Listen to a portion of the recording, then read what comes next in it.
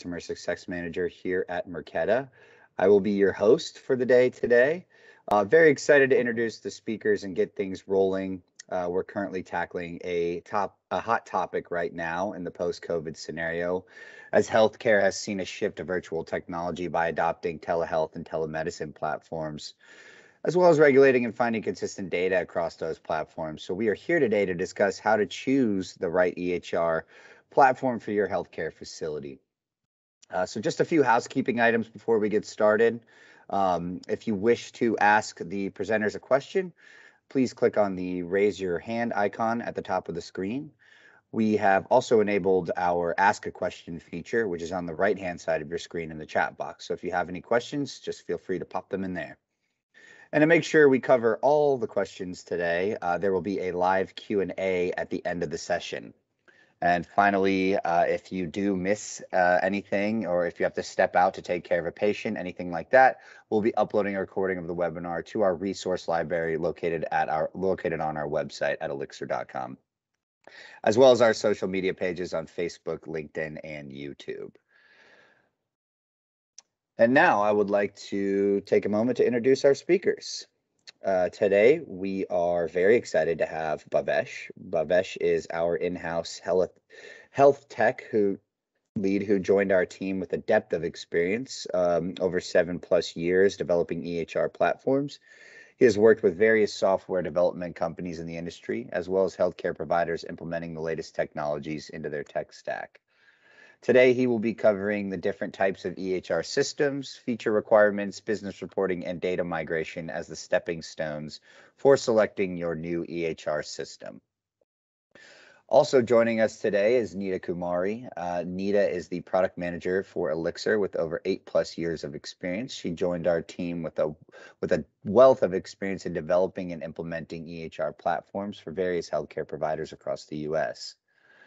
Today, she'll be covering the disruptors in the EHR world, customization, costs, and interoperability, which are very important factors to consider when you are dealing with the secure transfer of medical records and information. And as stated earlier, I'm Mike Kelly. I'm the Customer Success Manager here at Marqeta Elixir and will be your main MC for the day. I recently joined Marqeta, come to the table with a wealth of experience in empowering clients within the healthcare space. Most of your questions will funnel through me today, and we'll be providing contact info after the session has completed. So without further ado, let's get started. Discuss some of the topics we are going to talk about today. They range from the concept of choosing the right system to new disruptions in the EHR space. This webinar today will not be very technical. Conceptually, the idea is to speak at a high level so that all of you in attendance understand what factors you would need to consider when choosing the right EHR platform for your healthcare practice. I think it is very important to mention this because in preparation for this call, the experts involved had a very deep debate as to what constitutes a cloud-based EHR versus what constitutes a client-server-based EHR. Some of the systems out there which are truly cloud-based, whereas some systems say they're cloud-based and yet may require you to connect to a remote service or a remote desktop. Next, we are going to discuss some important features that should be considered when selecting a platform and the business intelligence as an integral part of the new EHR system. We'll also be looking at data migration as an important aspect of your contractual matters when selecting the EHR, and interoperability, which is growing more and more, where I feel the biggest growth has happened in the last 12 to 18 months, truly. And we are going to talk about the key disruptors in EHR and how they will impact your selection process, including telehealth and telemedicine and where it is headed. Now I will kick it over to Bhavesh to get things rolling. Thanks, Mike. So let's keep going then. So first and foremost, you should be able to decide the type of EHR system that you require. And for that, you should be able to differentiate between remote systems and physician-hosted systems. So what you should be aware about is what is cloud computing, where does it come from, and where is it now. Now I want to share this brief story about Jeff Bezos, and it's really fascinating about how AWS business really started. So Amazon really had huge number of data storage capacities already available with them, and there were a lot of computers that were available with Amazon. And one day Jeff Bezos just asked his senior engineer if they can actually club all their computers and rent their storage capacity to some clients or to other engineers, and that was basically the birth of AWS platform. Now it's really fascinating when you think about it, because you are in such a business that you should really understand that everything is all about these cloud platforms. I mean, it's either Salesforce, Amazon, Google, Microsoft. One of these mega platforms are where you would want to store your data. And I say this because I've seen so many situations over the years. It can be private practices or big institutions. They go through these horrible situations, whether due to natural disasters or just unexpected bad luck. But practices unfortunately lose their data just like that. And this shouldn't happen ever, obviously. I mean, your patient data is the lifeblood of your business, it's the lifeblood of your practice, and it's your responsibility, not only legally and ethically, but also morally, to preserve it. Even the patients expect their doctors to keep everything necessary about their healthcare. Adding to that, even in the past, when I consulted the healthcare practices and I asked them to show their backup processes or backup strategy, they would just scratch their heads, and it turned out they weren't even backing up the system, especially in the case of legacy systems. Now, some vendors are trying to market their products as cloud based when they are really not cloud based. So it's not that I'm saying that you should be cloud based or shouldn't be cloud based. What I'm trying to tell you is that you need to be aware and need to know what type of EHR really is. And don't let your vendors convince you of that. Because if you're not truly cloud based, then there is some caveat of responsibility you have in backing up that data. You need to be aware of it, and you need to make sure that you are prepared in case some sort of natural disaster or unprepared or unforeseen circumstance happens. Mike, next slide, please.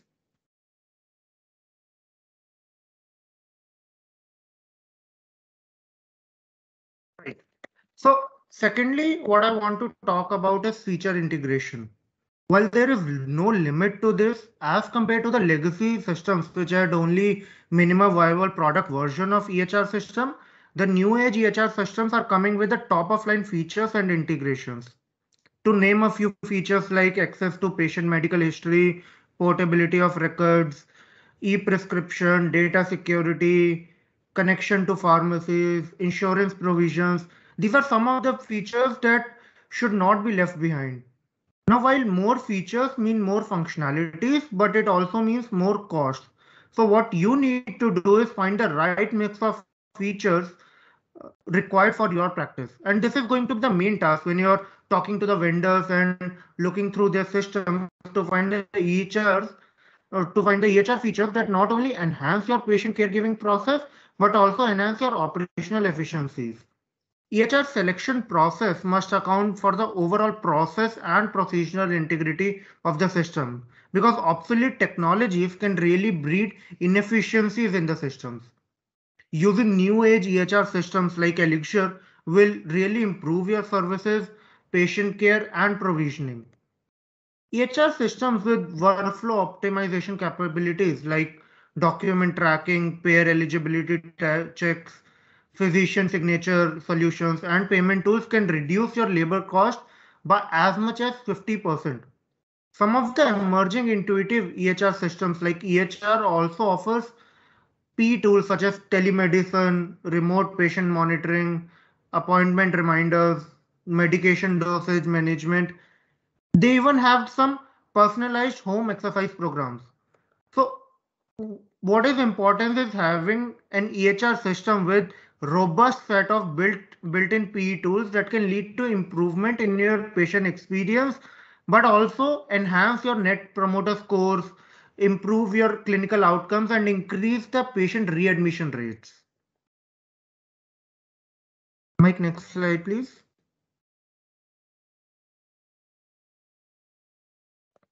Right. So the next pointer I want to talk to you about is business reporting. So in the past couple of decades, EHR systems have evolved from being data repositories to having varying degrees of reporting and analytical capabilities built in them. Your data and health records are now a powerful predictor of your business and clinical outcomes. So it is essential for you to use an EHR system which aligns your business, clinical, and compliance insights into your organizational success.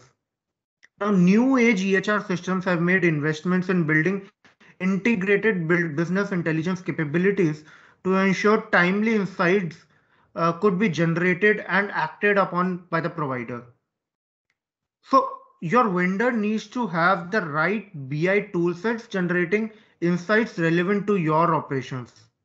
What you need to do is ask your vendor about their data strategy roadmaps and adoption of modern technology such as artificial intelligence. You should also check if they have industry benchmarking tools. You need to see if your EHR partner takes data science and analytics seriously. You need to be very forthcoming and ask these questions upfront. And if the answer is yes, then see how they are implementing these capabilities in their product and how you can make most of these newest tools to get better insights about your organization and as well as patient. Mike, next slide, please.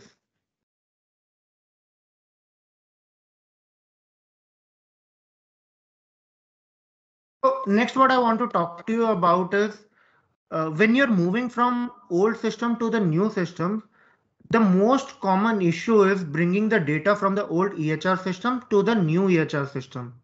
Now, there can be three possible outcomes. Uh, the first one is the ideal situation where the entire set of medical records is converted from the old to the new system. Now, the legacy systems really struggle to migrate the data in this regard. And the only possibility that they see is when the data is stored in the local office, usually on the physician server inside their local computer or their network. But with the new age EHR systems, that is not the issue. Once they have access to the older system, they can pretty much transfer any type of data that is being stored, whether it's demographics, prescriptions, allergies, the entire set. Now, with the systems that are partially cloud or like hybrid cloud, they are mostly the legacy systems. They are unable to provide full access to the data to be transferred to the new system. So a possibility can be is using an HL7 level of connect to extract the data from the previous systems. But this is something you should be setting stage and asking for redundancies in your initial engagement only. So that even if you move from one system to another, you're not hampering or removing your data. Lastly, when the vendor is unable to provide any type of medical record exports and also HL7 export is not available, so the only practical solution that I see is here that you need to keep both of these systems, right? So what I would recommend is to have these talks straight up with the vendor and be forward thinking. Now, most of your EHR vendors would sell you the product that it is all good. But when the time comes to change your EHR product because it's either not supported anymore or the physicians don't like it, that's when the issues start to happen. You would not want 3 or 4 systems running around. Earlier, what people used to do is was to onboard a separate vendor who would charge you to connect the systems and do data transfer for you. But with the newer technologies and the new age EHR systems, they are actually promoting this feature and providing you all the support for enabling this data transfer. Now, one thing you can definitely check if their certifications as to, like are they having HL7 or ONC certifications? Because these are the certifications that show interoperability within the EHR systems.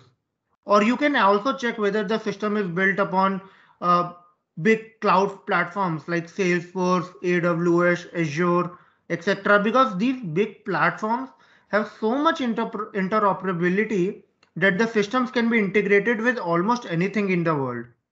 Now, since we are talking about interoperability, Nita, do you want to take it forward now? Yeah, I think we should actually take a pause here and see if there are any questions. So actually, I do see one. The first question is, what are the major certifications that I should look into for an EHR system other than HIPAA?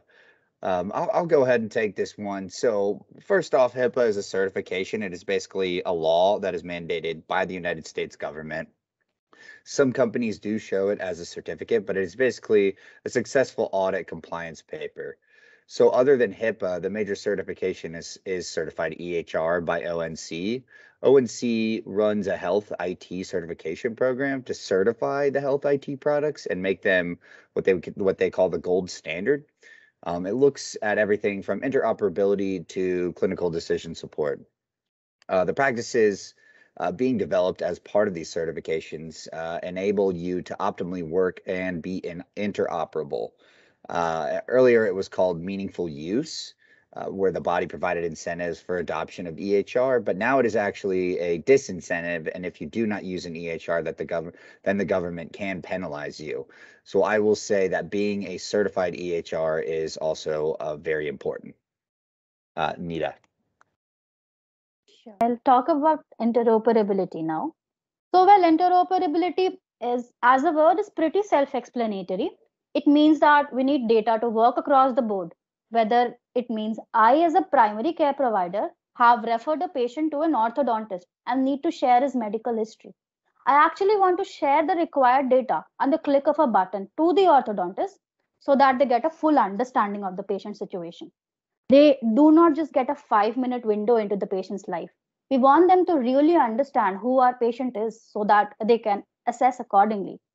Interoperability has varied meanings. It means data portability, for one, a term I've heard plenty of times, which is to democratize your patient's data.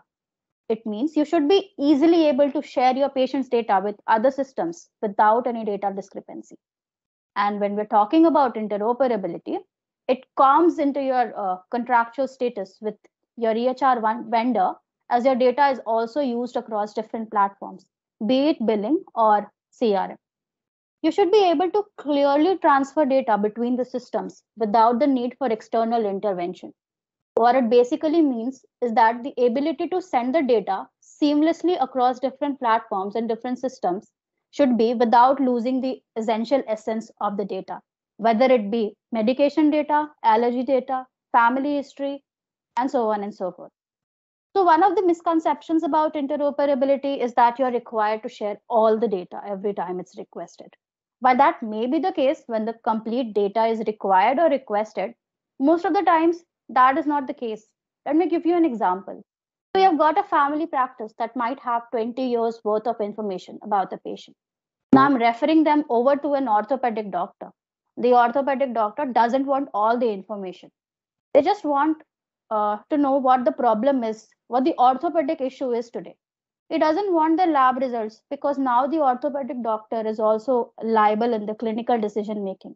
And a lot of doctors do not want that kind of access information. So you really want to share and see only the information that the doctor needs. For that, your EHR system should be intuitive enough to understand what is required by which care team member and change the accessibility of data according to that paradigm. Does that mean you are not interoperable? Yes, you are, because you are sending out all the data from your system to other system. But only the right data is accessible to the right person. Moving on, Mike, if you could skip over to the next slide. Moving on, let's talk a bit about customization. Now, of course, every practice has different procedures and needs. There are no one size fits all EHR systems, as you know, and your facility team members are already set in their ways of doing work. While bringing in a new EHR system should improve the efficiency, it should not in any way disrupt their way of working in such a way that they are not able to adapt to the new EHR processes. When selecting a new EHR system, you should take into consideration the customizability of the system according to your business needs. And of course, the needs of your care team members. So the first thing that you need to do is map your current workflows. Now, when you're talking to different EHR vendors, checking to see how different their workflow is from yours. And then how much of it can be customized as per your needs. Now, it's also important to understand that if you look for very high customizability, then it can also be problematic for you, as you're now missing out on process improvement with this new system support, which has now been tried and tested many a times. So customizability is something that is desired by almost every provider that I've met so far. They have their set ways and they just want an EHR system that can digitize their set ways. With the new age systems coming as being highly customizable, what you also need to understand is the more the system is customized, the more admin support will be required from your side. I remember one of my clients wanted our EHR system, but they made up their mind and wanted the things to be done in a certain way. The final EHR system was so customized that they were afraid to use it, as it would use a full-time support person just to maintain the system admin wise. Next slide, please. Whenever you are making a decision, it all comes down to costs. As a part of your EHR vendor selection, there are primarily two costs that you need to take into consideration, which is direct and indirect costs. So direct costs encompass your upfront cost, be it one-time implementation or monthly charges that you need to pay the vendor for using the EHR system. So there will be some indirect costs as well, and they will be associated with the use of EHR system. These costs would be costs like specific hardware, interfaces, networking, training, and support that all add on to the price. So practices should take these additional services into account to get a comprehensive picture of what technology will cost. So if the physicians plan on connecting to a health information network or exchange, those investments need to be accounted for as well. So while price is an essential determinant to your ROI, it would be a mistake to select an EHR vendor solely based on price. A low priced EHR system could lead to higher inefficiencies within your operations, leading to significantly higher costs of ownership.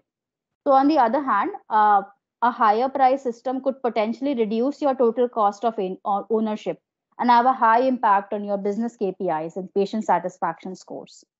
So for example, clients that have optimal EHR implementation systems in the outpatient therapy space can improve their net income per visit and net total revenue per clinician while improving the overall experience of both the clinician and the patient. Thus, it's important to factor in financial impacts of inefficient billing modules or poor clinical documentation systems affecting clinician turnovers. System generating inaccurate insights from misaligned sets of analytical workflows can lead to a critical business misinformation or costly security breaches. Thus, having a well founded and articulate way of measuring your organizational KPI and ensuring that your EHR can enable them is a much better way to analyze your decision. Next slide, please. Disruption or disruptors have been really buzzwords going on. Now, disruption, as you describe it, well, it might feel like it has a negative connotation, but it's really a new technology that helps you change things. Healthcare has not traditionally been an industry that's looked to disruption in the past, and that's why it's such a new word in this industry, because the very future of care is going to be predicted on a doctor's ability to show better care to their patients. And it is going to require to move towards value based care. All companies are looking to change the traditional approach to medicine, not in a bad way, but in a good way, by using new technologies, new equipments, new devices, and we all know that there is where everything's headed with the rise of artificial intelligence and with the rise of smart and intuitive systems. So you need to be updated about the latest disruptors. Like one of the things going on today is to start sharing the prescriptions electronically. Whether they are controlled substances or not, it makes it a lot more easier for the doctor's office. Of course, in these tasks, government regulations also come into picture, but you got to first go ahead and adopt this kind of electronic system that save the time for doctors, it reduce administrative costs, and also reduce administrative burdens. I mean, I do see a lot of things happening. Like in one of the practices that I was consulting, they have cut down physician documentation by almost 63%. by capturing information to an AI tool that the patient uses on their phone. There was one where they put up scans of a diabetic patient's foot and got an infrared view of the temperature of the foot, which reduced diabetic amputations by 58% by having a different technology. It's just about thinking outside the box.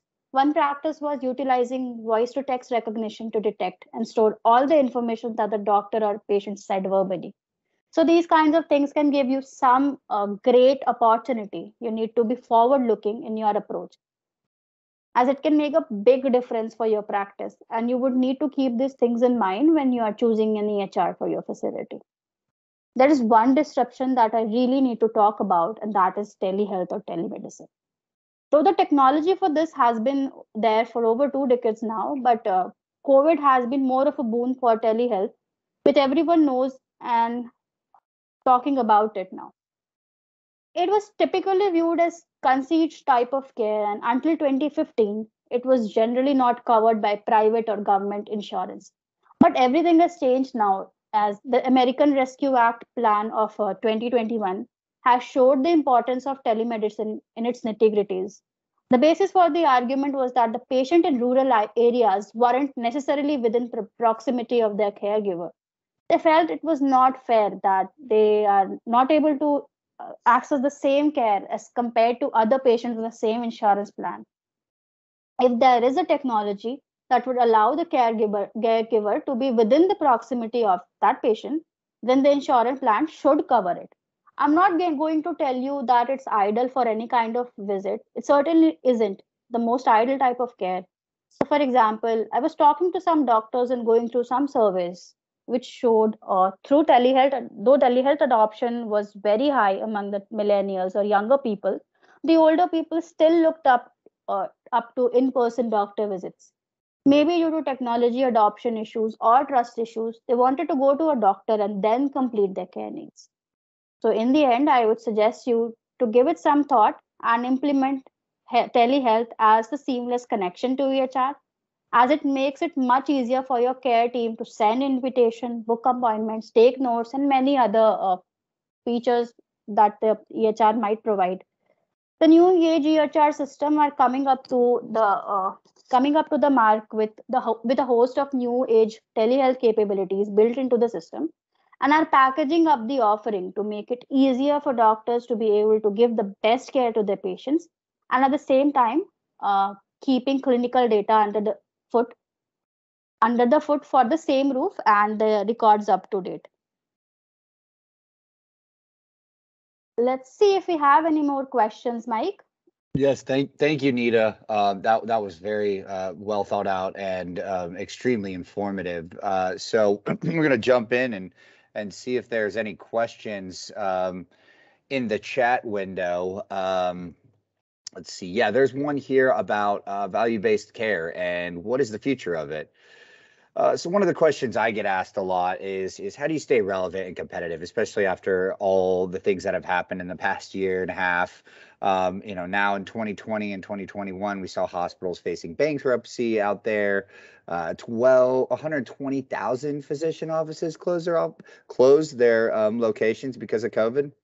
And now when we are starting to come back again, there's a movement happening with the value-based reimbursement where providers are basically paid based on outcomes and clinical quality that we're improving the health of the population, getting away from fee of service that we basically were doing in the past. So now you're paying doctors to keep patients healthier, and as they go on, better ways of doing things for practices that would start to come up with micro and macro reporting.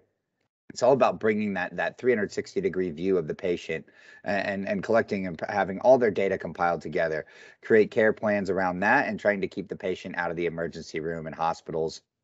So the population health management program will work with the patient engagement software to determine best practices, clinical alerts, and more importantly, care knowledge systems that will tell you what you really need to do to keep that person healthier based on risk scores, your social, economic, and behavioral risks. Currently, this practice costs a lot. Like 30% of the population generates 70% of the costs.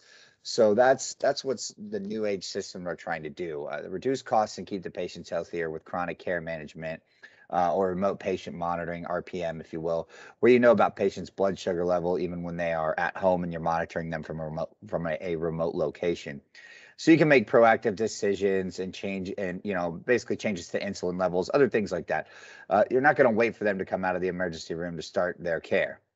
Under value-based care reimbursement, what is going to happen is that the patients are going to pay the healthcare organization X amount of money, like $800 per month, and then you got to figure out how you're going to manage the $800 to keep them healthier. This is the thing that I think we are going to be talking about in the near future. Currently, we're only running about 4 to 5% of reimbursements based on quality today, but that's going to change in the future. And in the future, we're looking at 50% of all payments around quality. So unfortunately, that is all the time we have for today. As we close out this webinar, I wanted to take a few minutes to talk about our end-to-end digital health solution known as Elixir. So Elixir is one of the world's first practice management suites built on the world's #1 cloud CRM solution, Salesforce. Elixir's practice management suite is a comprehensive solution consisting of 4 modules that fit tightly into your healthcare business, irrespective of your facility size and type. Whether you are a multi-site or multi-service provider, we are there for you. We can handle it. So the Elixir Contact Center module, what you would consider basically your CRM module, helps in managing the entire facility census and the patient intake process. At the same time, the Elixir EHR EMR solution aims at delivering the end-to-end seamless patient care experience. Think about that 360-degree view of the patient. And the third module is Elixir Billing. It effectively fetches all the data from your EHR platform to process medical claims and manages the entire revenue cycle for your practice. To combine it all together, we also have a patient portal as our last module, which enhances your patient engagement process and would provide an integrated experience for your patients, thinking about the alumni patients that you would be recontacting and that they would want to keep in touch with you. So that is everything about Elixir, our end-to-end EMR solution. I really want to thank you all for attending today. If you would like to speak to us further, please reach out to us. We're happy to collaborate with you. Drop an email to us at info@elixirehr.com. We also have a remote call-in number, 1-800-REMOTE-647-5382. And we will be happy to reach back out to you shortly. As I stated earlier in the during the webinar, we will upload a full recording to our resource on our ElixirEHR.com resource library, our LinkedIn and Facebook page, as well as YouTube. This will be uploaded to. So please keep an eye out. And we hope to see you on the next Elixir webinar. Thank you very much and have a great day.